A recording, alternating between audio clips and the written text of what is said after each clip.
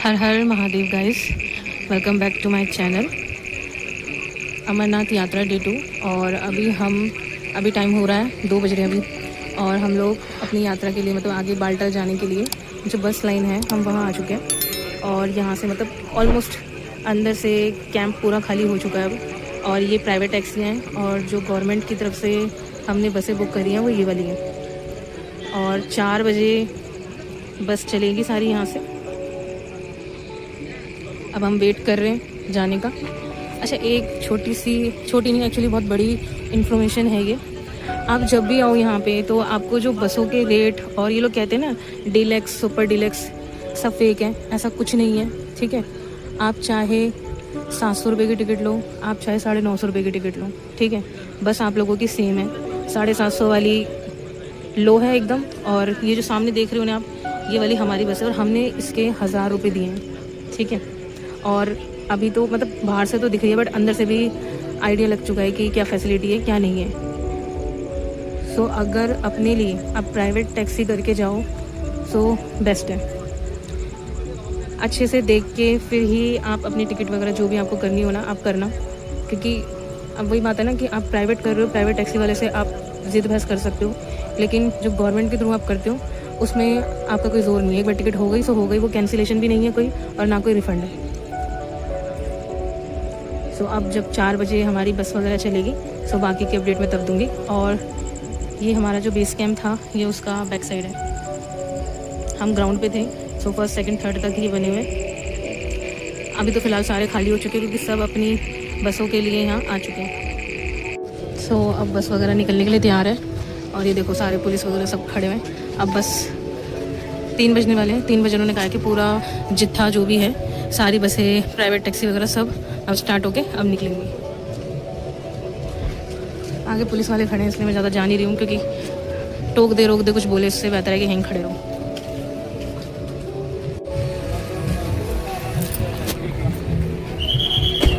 चलो चलो चलो। सो ये देख लो 1000 रुपये की बस है ये।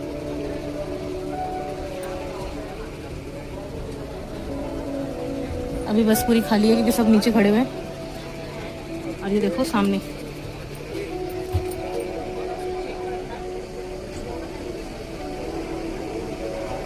भीड़ हो रही है क्योंकि अब बाहर पहली गाड़ी लग चुकी है। अब सारी गाड़ियाँ 1 बाय 1 बाहर निकलेंगी। ये प्राइवेट टैक्सियाँ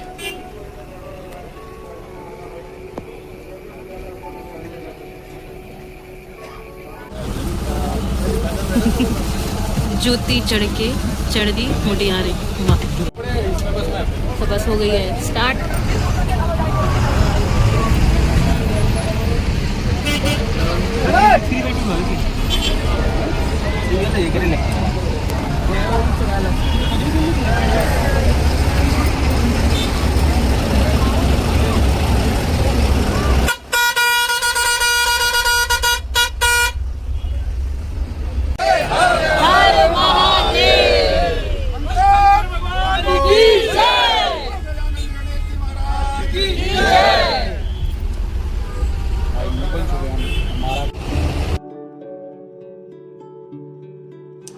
और यहाँ से शुरू होता है हमारा सफ़र भगवती बेस कैंप से बालटाल की तरफ। सो वीडियो में बने रहना। अब हम चलते हैं आगे और लेते हैं हसीन वादियों के एडवेंचर के मज़े। हर हर महादेव।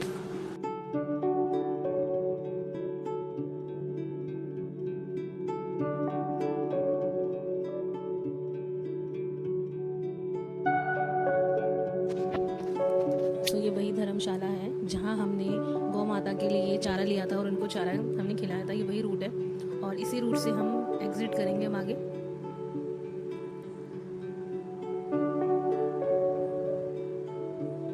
तो ये गेट आ गया था, इस गेट से हम एग्जिट करेंगे। और सच बताऊं तो इस कॉन्वे के साथ निकलने में मतलब बहुत हम लोगों के लिए जैसे हमने फील किया बहुत बेनिफिट था, क्योंकि मतलब जिस हिसाब से ये पूरी लोकेशन रास्ते मतलब इतने फौजी मिले हैं ना, मैं बता नहीं सकती हूँ। ब्लैक कमांडो हर आपको मतलब ये समझ लो कि हर कम से कम 20 से 25 स्टेप आगे जाने के बाद आपको एक कमांडो ज़रूर मिलेगा।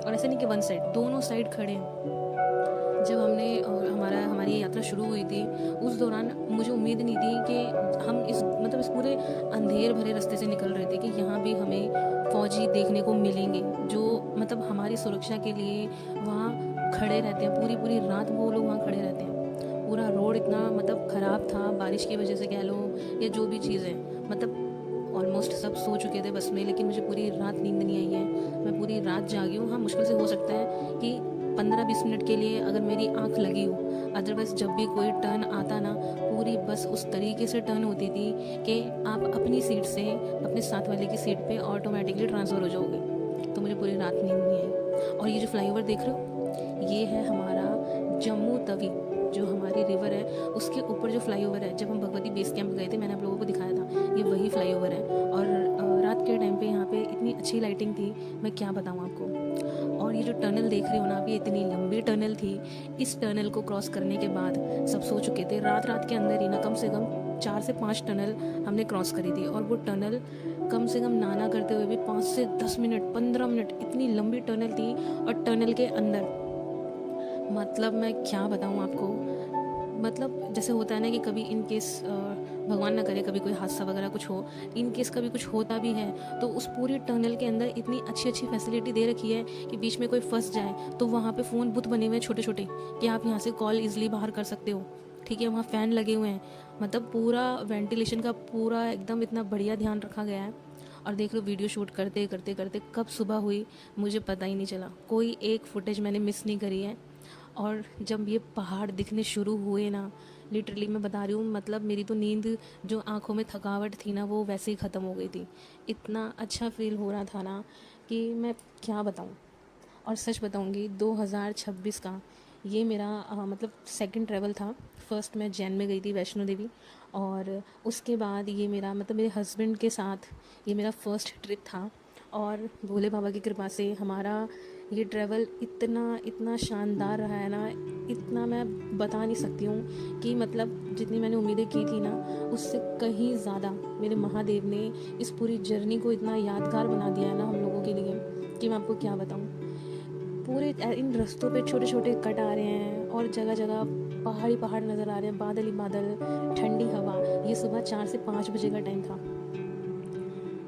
और मतलब मैं विंडो सीट पे ही बैठी थी और मेरा कैमरा एक सेकंड के लिए भी ना मैंने बंद नहीं किया था। मुझे इतना अच्छा फील हो रहा था देख के कि मैं क्या बोलूँ।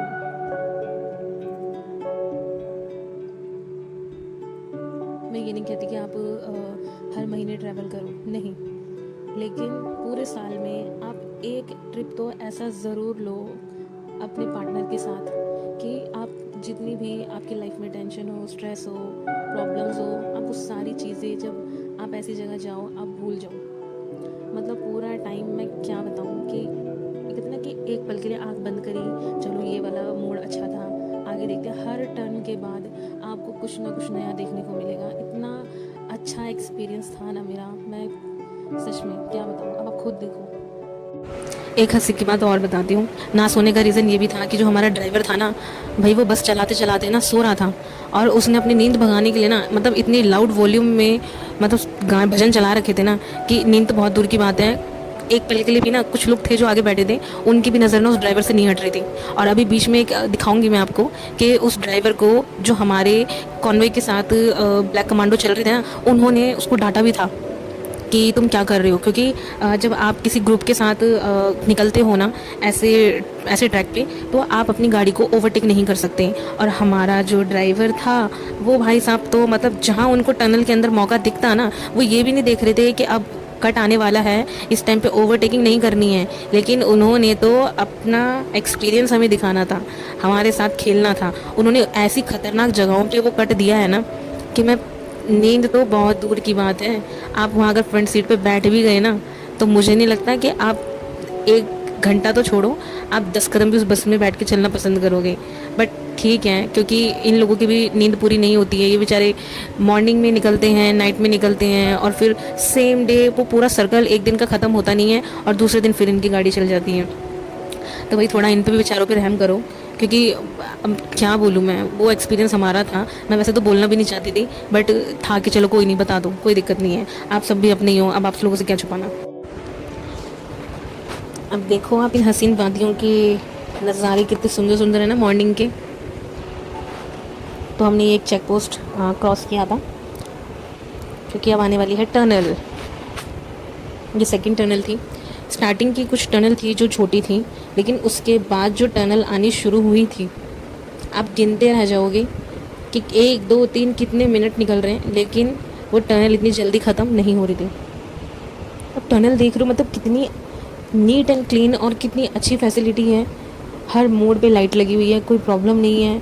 ये देखो, भी देख रहे थे आप, ये जैसे कॉल वगैरह करने के लिए मैंने आपको बताया था ना, ये वो सिस्टम लगा हुआ है।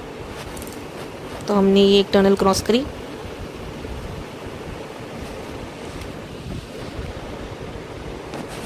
पता है इस जर्नी का ना सबसे मतलब इस टाइम का मतलब मैं ये एक एक दिन जो था ना मेरा, ये बहुत स्पेशल फील हुआ है मुझे, बहुत बहुत स्पेशल।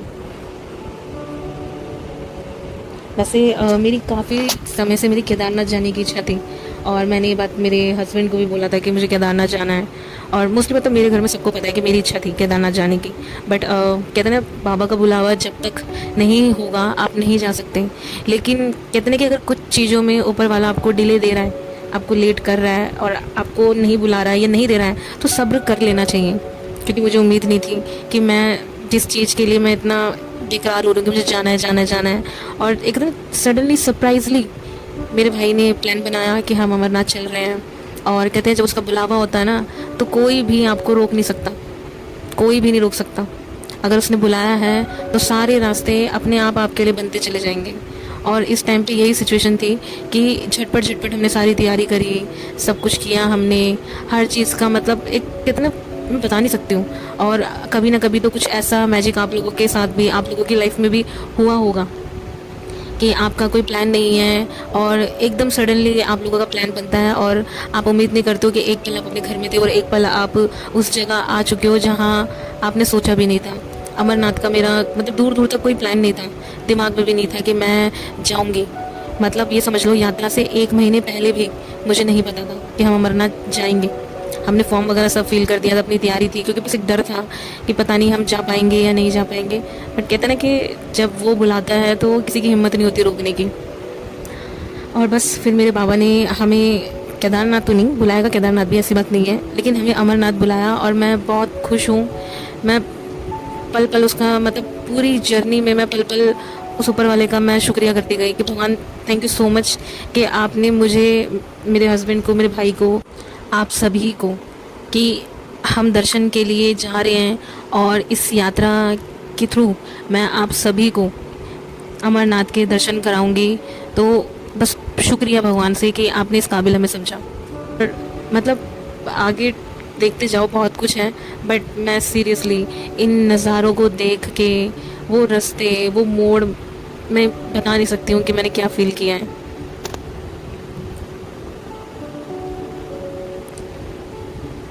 अब आंखें बंद करो और इमेजिन करो कि आप यहीं हो, आप यहीं हो, यहीं बस में बैठे हो, आप जा रहे हो, क्या फ़ील करोगे।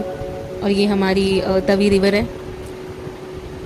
और पता है जब बस यहाँ साइड से निकल रही थी ना, तो मतलब पानी का इतना शोर था ना, इतना शोर था और इतनी ठंडी हवा थी, मतलब इतनी दूर से भी इतना शोर आ रहा था पानी का कि मैं बता नहीं सकती हूँ आप लोगों को। तो भैया ये है हमारे हिंदुस्तान का दिल।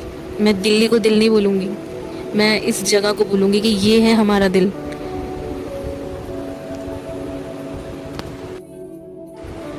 बस आप अब इन हसीन वादियों के मज़े लेते जाओ, प्रभु के गुण गाते जाओ। कोई एक पल ऐसा नहीं होगा कि आपको ये लगे कि आपने कुछ अलग ना देखा हो। हर पल कुछ ना कुछ आपको ऐसा देखने को मिलेगा कि आप ये बोले बिना रह ही नहीं पाओगे कि वाओ जल्दी देखो ये क्या है। लेकिन मैंने मेरे हस्बैंड को बहुत परेशान किया है। एक पल ऐसा नहीं होता था कि जब मैं जगह जगह की ये देखो जल्दी देखो बाहर क्या है, वहाँ देखो वहाँ क्या है।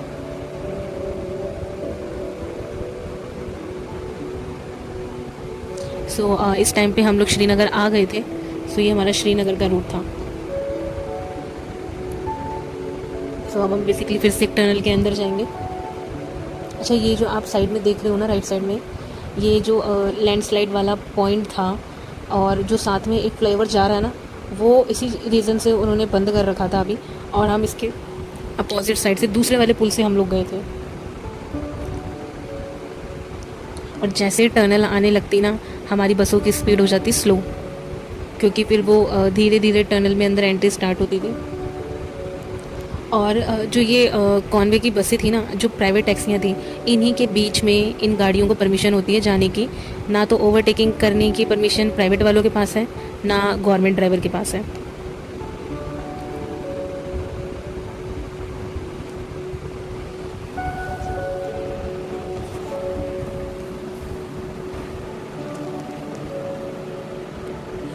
तो चलो, इंतज़ार की घड़ी ख़त्म, हमारी तीसरी टनल भी आ गई है। तीसरी नहीं, ये चौथी आई थिंक, हाँ ये चौथी टनल है,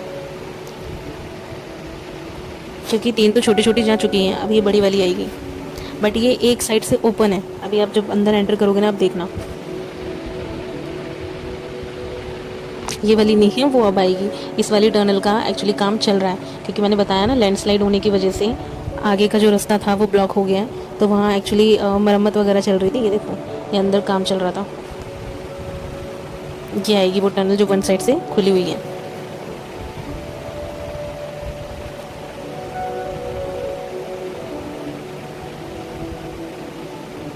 सो मैं राइट में बैठी थी, लेफ़्ट में मैं नहीं गई, बट मैं लेफ़्ट में आपको बस से दिखाऊंगी, बस के अंदर से।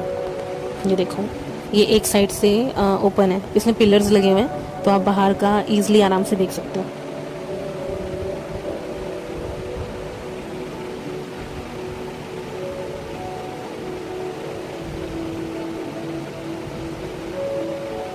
सो टनल क्रॉस करते ही ये आपका श्रीनगर का गांव आ जाएगा। नाम मुझे ध्यान नहीं है, मैं भूल गई क्या नाम था। और पता है, बादल, आप मानोगे नहीं, बादल तो ऐसे बसों के, मतलब हमारी बस चल रही है, बस के साथ में बादल निकल रहे हैं। इतना अच्छा और इतना ज़बरदस्त एक्सपीरियंस था।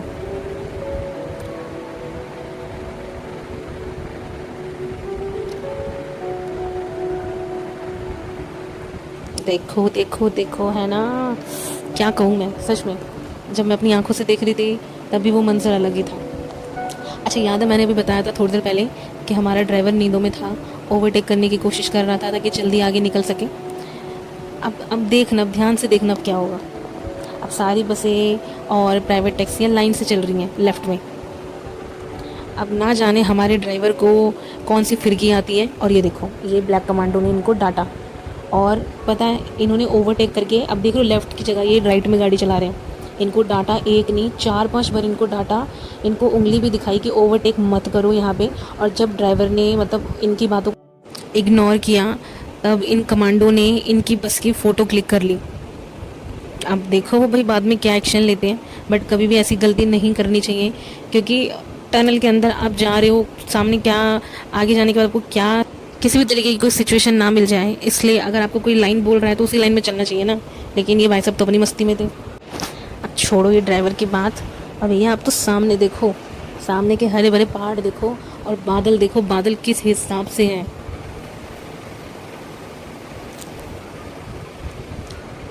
अगर मेरा ट्रैवल और ज़्यादा लंबे दिन का होता ना, तो सच बता रही हूँ, मैं मेरा फ़ोन पूरा इन हसीन वादियों को रिकॉर्ड करके भर देती। कोई मोमेंट मुझे ऐसा नहीं लग रहा था कि मैं मिस करूँ। नहीं छोड़ना भैया, सब कुछ कैप्चर करो, सब कुछ लेना है। और इस टाइम पे ना बारिश जैसा माहौल हो गया था, और हल्की फुल्की बारिश हुई भी थी, तो शुक्र है भोलेनाथ का कि हमें बारिश नहीं मिली, क्योंकि सबने बोल दिया था कि अगर बारिश हो गई तो हम ट्रैफिक में फंस जाएंगे, तो हमारे शायद में भी 1-1.5 घंटा और ख़राब हो जाएगा। बट मंजूर था, हो भी जाती तो, क्योंकि इन हसीन नज़ारों के बीच में 1 क्या 2 घंटे का ट्रैफिक भी मिलेगा तो वो भी चलेगा। देखो देखो कितना सुंदर व्यू है यार, बिल्कुल ऐसा फील हो रहा था कि आंखों के सामने ना कोई पेंटिंग रखी हुई है और हम उसको देख रहे हैं।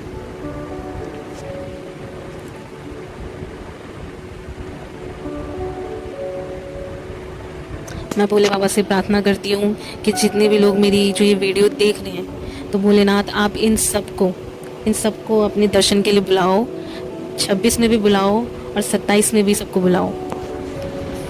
देखो हाय भोले बाबा, वैसे सोचने वाली बात है ना कि पहाड़ों में मतलब इतनी हसीन सुंदर सुंदर वादियों के बीच में जाके इन्होंने रहना पसंद किया है। मतलब इनके एक एक काम ना कोई ऐसा नहीं है कि वो धरती पे हो, मतलब नहीं है तो धरती पे ही, लेकिन पहाड़ों में ना हो। उत्तराखंड में सारे हमारे तीर्थ स्थान हैं। और देखो भाई, अब हम लोग आ तो गए हैं जम्मू से श्रीनगर। अब नज़ारे देखो यहाँ के। कौन कहेगा कि ये नज़ारे हिंदुस्तान में है? भाई है, मत पैसा बर्बाद करो, हिंदुस्तान में घूमो पहले। बहुत कुछ है यहाँ देखने के लिए, जो चीज़ आप सपने में भी इमेजिन नहीं कर सकते ना, वो चीज़ें हमने यहाँ देखी अपनी आंखों से। और पता है, कैमरे के अंदर ना कोई एंगल आपको चेंज करने की ज़रूरत नहीं पड़ेगी। मतलब हर टाइम पे खुद ब खुद ना आपकी गाड़ी ऐसे मूव होगी कि कैमरा अपने आप घूमेगा और लोकेशन ऐसी कैप्चर होगी ना। और कलर, ओए होए, इन वादियों का जो रंग है, मैं क्या बताऊँ आपको। सो ये एक और चेक पोस्ट आ गया था।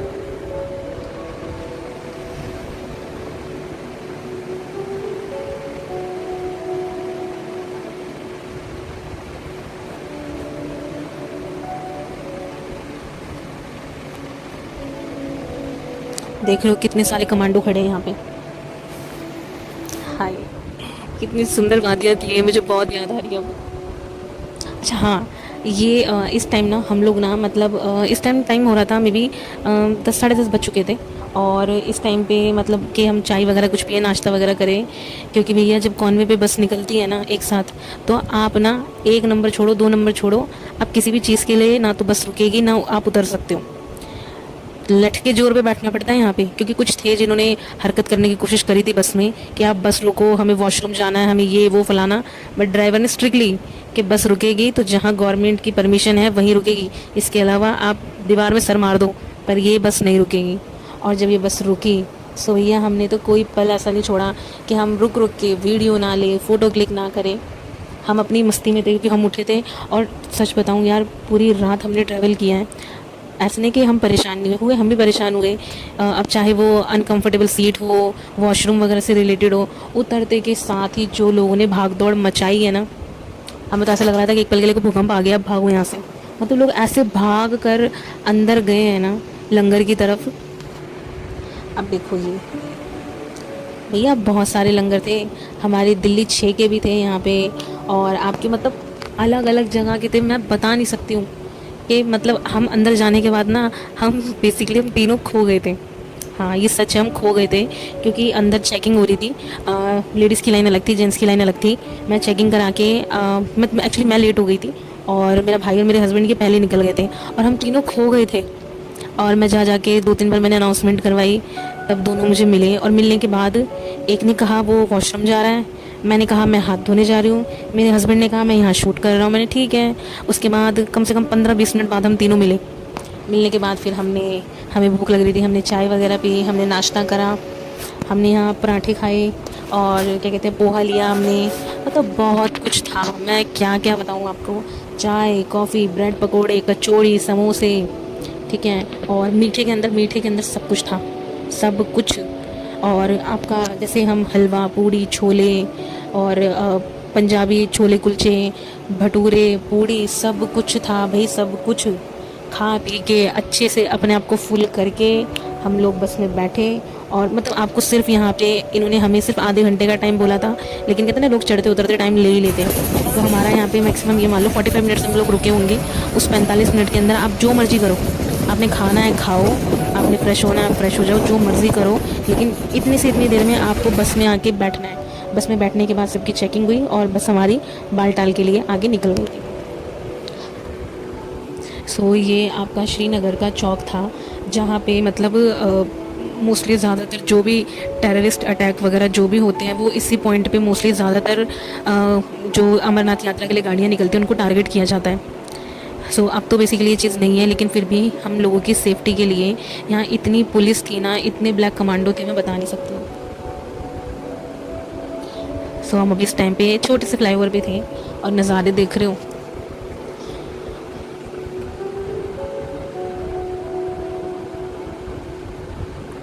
अब देखना, अब मज़ा आएगा, है ना। कितनी सुंदर वादियाँ, क्या बोलूँ मैं। मैं बता तो रही हूँ कि मैंने आप लोगों के लिए ना कोई एक एक क्लिप मैंने मिस नहीं करी है। हालांकि मुझे सब देख रहे थे कि ये लड़की एक सेकंड के लिए भी अपना कैमरा ऑफ नहीं कर रही है, बस अपने फ़ोन को सेट करके बैठी हुई है कि जब कोई अच्छा सा मोमेंट आए कैप्चर करने के लिए मैं क्लिक कर दूँ।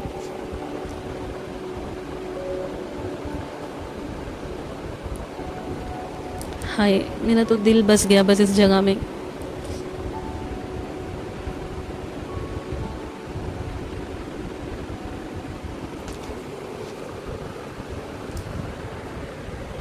चलो हम आज भोले बाबा और पार्वती माता की एक छोटी सी मतलब नोक झोंक की मैं आपको कहानी सुनाती हूँ, ठीक है। सो ये नोक झोंक जो होती है पार्वती माता और भोलेनाथ के बीच होती है जब वो कैलाश पर्वत पर बैठे होते हैं। सो पार्वती माता मतलब थोड़ा गुस्से में भोले बाबा से कहती है, स्वामी पूरी दुनिया में सब लोग अपनी पत्नियों को सोने चांदी के महल, रेशमी साड़ियाँ और गहने देते हैं, और एक आप हैं जो मुझे इस बर्फीले कैलाश पर ले आए।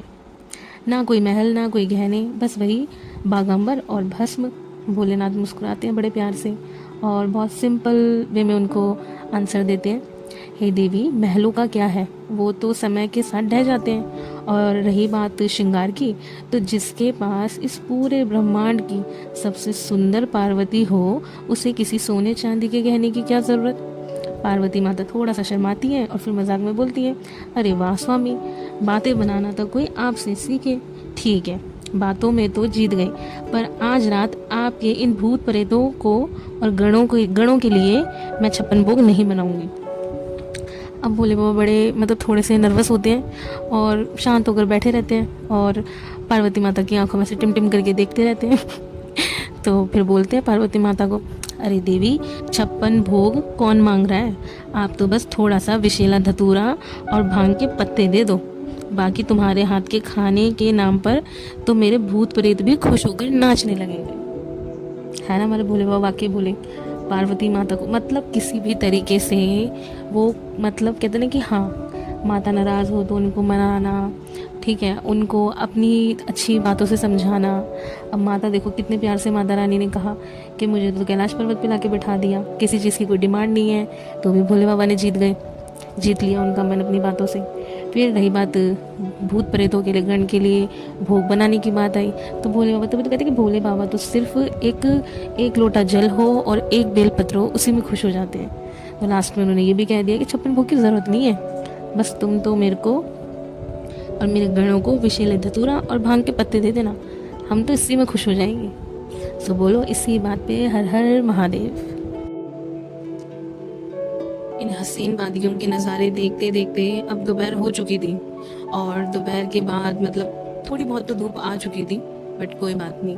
और ये जो सामने आप देख रहे हो ना, तो ये बाबा के वो भक्त हैं जो उनके दर्शन करके अब अपने अपने घर की तरफ लौट रहे थे।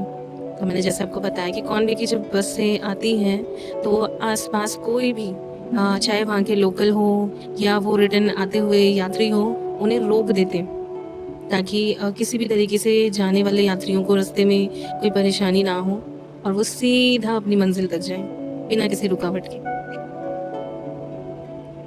तो देख रहे हो ना बाबा की नगरी कितनी सुंदर है, यहाँ के हर कण कण में मेरे भोले बाबा हैं।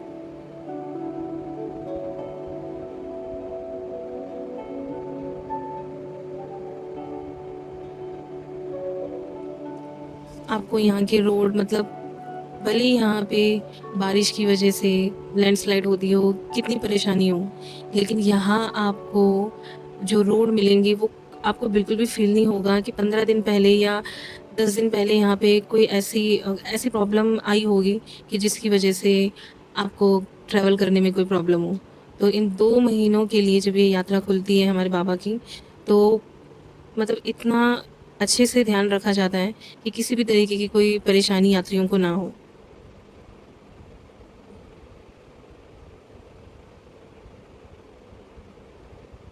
यहाँ का नज़ारा देख के बस दिल को जो सुकून मिला है ना, वो मैं जानती हूँ। और अब ये वीडियो देख के आप लोगों को भी कुछ ना कुछ तो फील ज़रूर हो रहा ही होगा। पता है यहाँ का वेदर कैसा था? अगर एक पहाड़ी पे धूप आ रही है तो एक पहाड़ी पे बादल है और एक पहाड़ी पे बारिश हो रही है हल्की हल्की। हमने ये कि सारी चीज़ें हमने अपनी आंखों से देखी हैं कि हम एक पल के लिए धूप से निकले हैं, फिर छाँव आ गई है, फिर बादल आ गए हैं, फिर बारिश आ गई है। तो यहाँ पल भर में मौसम कब बदलता है आप आइडिया भी नहीं लगा सकते।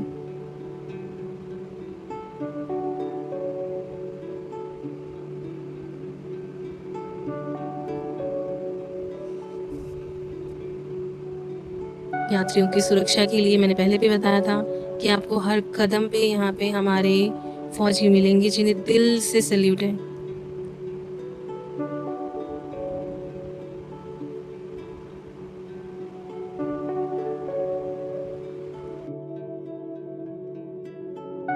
भी नहीं लगा सकती कि इस टाइम हम कितनी ऊंची पहाड़ी पे हैं और सामने वाली उससे भी ऊंची पहाड़ी है।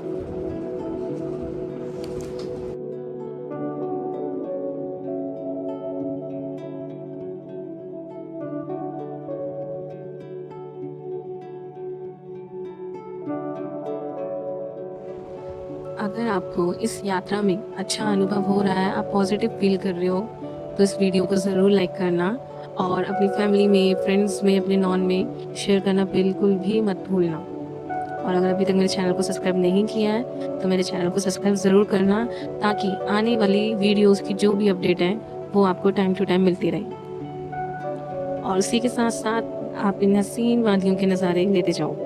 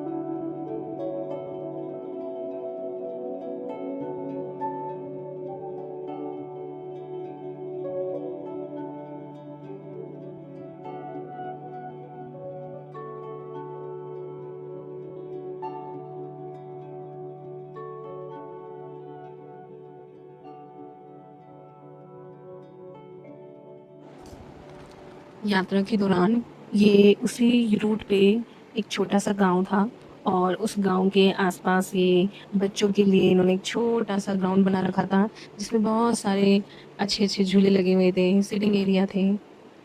इस फ्लाईओवर के जस्ट पहले ही था वो। और मतलब अब हम आ चुके हैं बालटाल और यहाँ से अब हम जाएंगे, एक फ्लाईओवर आएगा, उसको क्रॉस करने के बाद बालटाल की जो बसों की, प्राइवेट टैक्सी की पार्किंग है वो स्टार्ट हो जाएगी। और ये हमारी तवी रिवर आप देख रहे हो ना, कितनी लंबी है। ये जम्मू से शुरू हुई थी और पूरी यात्रा के दौरान, मतलब जो भी हमने बेस कैंप से लेके बालटाल के बीच का डिस्टेंस कवर किया है, उस पूरे रूट पे मतलब कोई एक पॉइंट ऐसा नहीं गया होगा जहाँ पे रिवर ना दिखी। और मैं क्या कहूँ, मतलब कसम से शब्द नहीं है मेरे पास।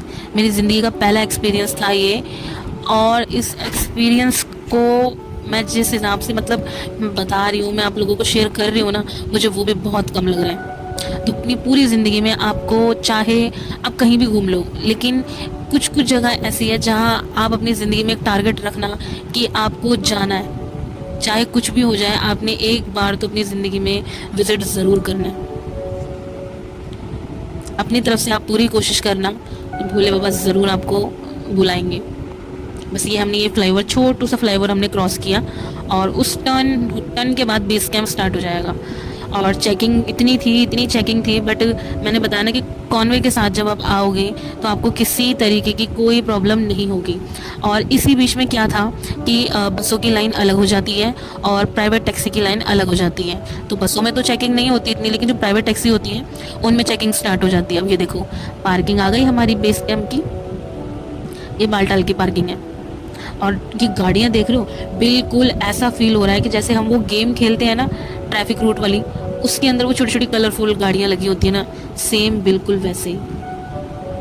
सो हम इस टाइम पे बस से उतर चुके थे अपना अपना लगेज सामान लेके, और बस हम खो गए थे। हमें मतलब बिल्कुल भी इस चीज़ का आइडिया नहीं था कि अब हमें यहाँ से उतर के हमें यहाँ पे कैंप वगैरह लेना है, स्टे करना है। नहीं, हम तीनों के तीनों तीन तरफ फेस करके घूम चुके थे और अपना अपना फ़ोन निकाल के शूट करने लग गए थे। सो ये भैया थे, इन्होंने, इनसे मतलब हमने बात करी, और हमने जो फर्स्ट डे का हमारा स्टे था बालटाल के अंदर, हमने इनके कैंप में किया था। सो वीडियो में बने रहना। ये था डे 2 भगवती बेस कैंप से बालटाल का, और मैं भी जानती हूँ मैं वीडियो शायद थोड़ा लंबा हो जाएगा, आगे पार्ट एक्स्ट्रा हो जाएंगे, बट मैं नहीं चाहती कि मैं कोई भी चीज़ मिस करूँ आप लोगों को शेयर करने से, ठीक है। तो अब ये हम यहाँ पे अपनी चेकिंग करवाएंगे। चेकिंग करवाने के बाद हम अंदर एंटर हो जाएंगे।